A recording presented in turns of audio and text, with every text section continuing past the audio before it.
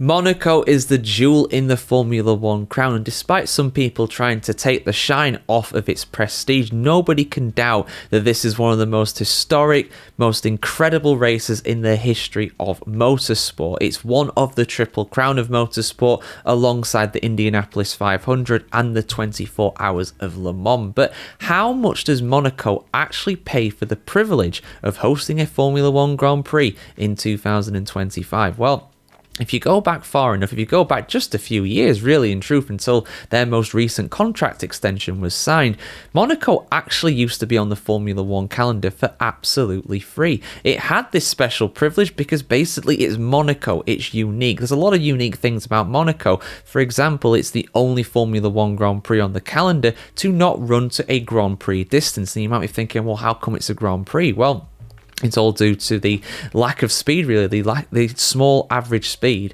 around this circuit. If you were to actually run it to 305 kilometers like every single other race on the calendar, give or take, I've gone into reasons why that it's slightly different for other tracks, but it's always at least 305 kilometers for every single circuit on the calendar, except for Monaco. If you were to run it to 100 laps, which would be a Grand Prix distance, then it would take like 3 hours, even in green flag conditions. So again, it has an exception there. And it had an exception as well when it came to the price. It was actually on the calendar for free. Having the prestige of Monaco on the calendar was deemed so important that the likes of Bernie Ecclestone, when he was running the Formula One circus, as it were, the ringmaster himself, he actually kept it as a free. Basically, he said to Prince Rainier, or the Prince of the Day, just basically, you can have this for free. You are worth that much to us as a Formula One event. Now, Bernie, I think, did try to get some money from Monaco over the years, but it never got pushed through. But things all changed with Liberty Media. Now, Liberty Media have been in charge of Formula One since 2017, 2016, something like that.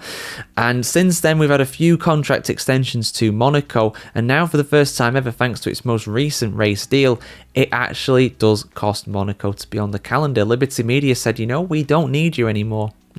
We don't need you. You need us more than we need you. And I think that power dynamic has very much shifted now, because Formula One actually gets paid now to have Monaco on the calendar. So again, this is something I've already covered in another video at some point, but every race on the calendar has a race hosting fee, essentially a fee that they pay every single year to Formula One to actually host a Grand Prix. Now, these do vary from track to track. Typically, the older, more established circuits in Europe, they pay less than the new races in, of course, the Middle East and the United States as well. So how much does Monaco actually pay? Well, according to very reputable sources, it currently pays around $20 million per year for the privilege of hosting a Grand Prix. Now, again, that might sound like a lot of money, and to me and you it is, but when it comes to Formula One, it's actually the cheapest on the calendar. No race on the calendar pays as little as Monaco does. For example, the likes of Saudi Arabia and Las Vegas pay around $50 million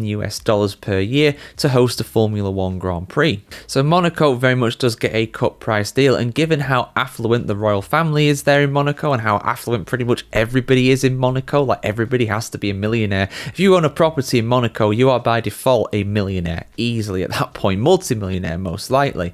They can very much afford $20 million a year. But yeah, it's significant that Monaco actually pays now, where it didn't pay for the longest time. All the way back to the 1950s, it never used to pay a race hosting fee, but that has of course changed in recent years. But yeah, are you surprised by that, guys? Are you surprised by Monaco actually having to pay for the privilege of hosting a Formula One Grand Prix? Your thoughts in the comments below. And should Monaco be on the calendar? I want to hear what you have to say. Is Formula One now not appropriate for this track, or is it deserving of its place given how historically significant this event is? Your thoughts in the comments below. Like, share, comment, subscribe if you want to see more of this, and have a fantastic day wherever you are in the world today, guys. See you very soon.